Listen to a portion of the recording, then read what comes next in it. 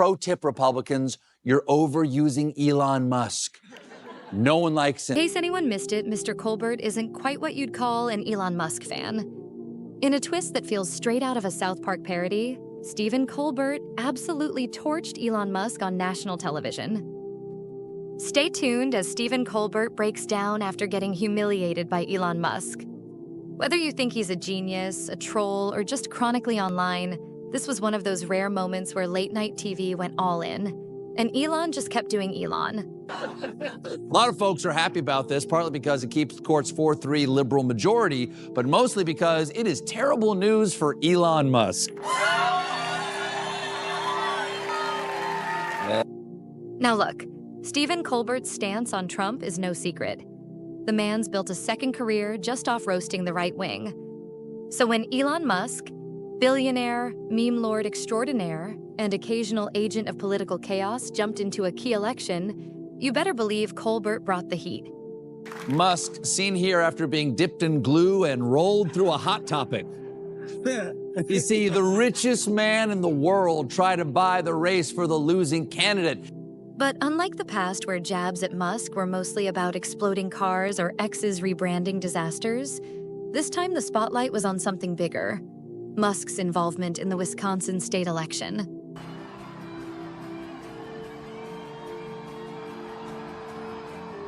Everybody. And to be fair, it did raise a few eyebrows. Yes, that's real. Musk showed up wearing a cheese hat. And honestly, it was hilarious. A man worth over $200 billion strolling into a battleground state dressed like he's cosplaying as a Packers fan? You have to laugh. Colbert definitely did. He even quoted Musk's wild proclamation that Western civilization rests on the result of this election. What's happening on Tuesday is a vote for which party controls the U.S. House of Representatives. That is why it is so significant. And whichever party controls the House, it to a significant degree controls the country, which then steers the course of Western civilization. Now, sure, that's dramatic. But that's also classic Musk. Grand statements, absurd visuals, and turning political commentary into performance art. Still, Colbert wasn't done. He hit harder, accusing Musk of essentially trying to buy the election. For $20 million on his campaign. Ha! Now, all you have left is the rest of all the money in the world. Allegedly, Musk handed out ludicrously massive donations and checks to conservative PACs supporting the Republican candidate Brad Schimmel. Was it bold? Sure. Was it legal? That's still being debated. But was it Elon being Elon? Absolutely. And yet, despite all that noise, it didn't work. Liberal Judge Susan Crawford won.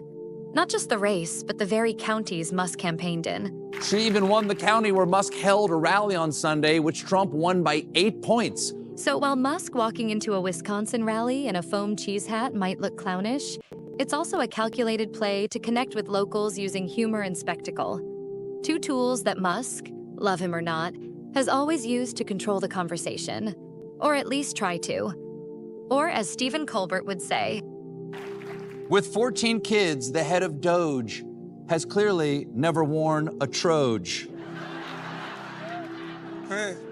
His claim to fame's high-tech machines, his only friends are fascist teens.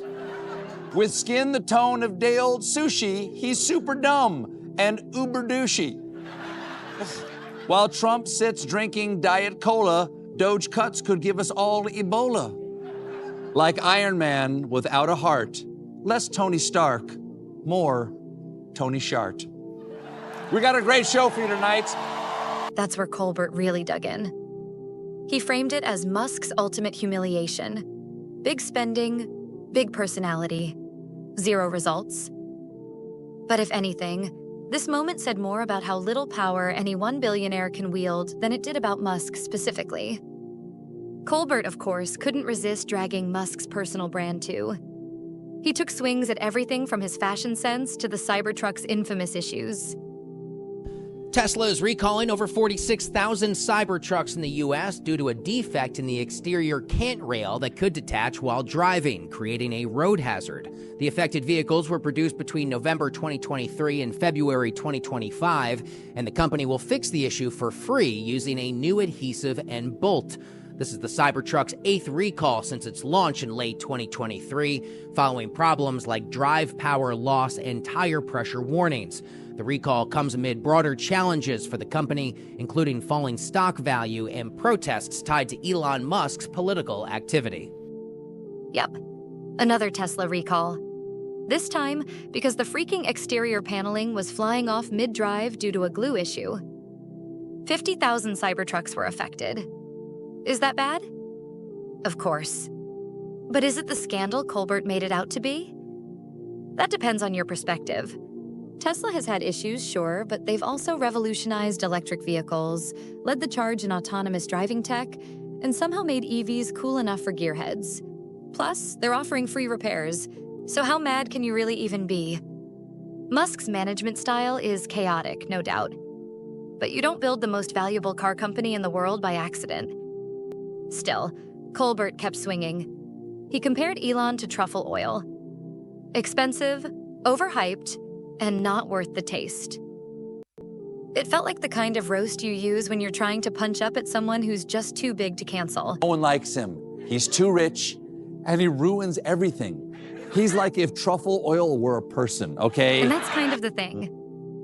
Musk has become such a cultural lightning rod that no matter what he does, post memes, wear cheese hats, tweet into the void, someone's gonna lose their mind over it. Colbert just happens to make a living out of being the guy doing it in front of a camera. Whether Musk is trolling, campaigning, or accidentally starting meme wars, he's no longer just the SpaceX or Tesla guy. He's part of the discourse. And that terrifies some people. It's why even some Republicans have started backing away. The image of Musk as a mascot for any cause is risky because the guy does not stay on script. But that's also his appeal. He's not playing by traditional media rules. And that's exactly what makes him so frustrating to people like Colbert. Give me the fast way. The fast way is drop thermonuclear weapons over the poles. You're a supervillain. There's a deeper truth in all this. Colbert's jokes land when the audience already sees Musk as the villain. But what if Musk just doesn't care anymore? What if all this, cheese hats, wild tweets, awkward endorsements, is just him being uncancelable in a system that only works if people play along? Even the Doge stuff, his new Department of Government Efficiency role, sounds like a joke until you realize he's actually doing it. Whether it works or not remains to be seen. But it's bold, and it's definitely not boring. But you know the Doge motto, if it ain't broke, let me try. And sure, Colbert brought up Musk's personal life again. He's joked about Musk's parenting, his deadbeat dad rep, and more. Young people cannot stand Elon Musk, and those are just his kids. At a certain point, these feel like recycled burns. Even the truffle oil comparison, while funny, is, well, comedy. I mean, come on. The guy's got multiple companies, practically a dozen kids, and more headlines than a presidential candidate. If he wanted to disappear, he probably could. But instead, he shows up again and again. And that's either commitment or just good old-fashioned trolling. All that aside, though, Musk didn't clap back. He didn't melt down. He didn't even tweet about it. Yet, at least. He just kept moving. Maybe that's the real humiliation here. Not Musk getting roasted, but Musk not caring enough to respond.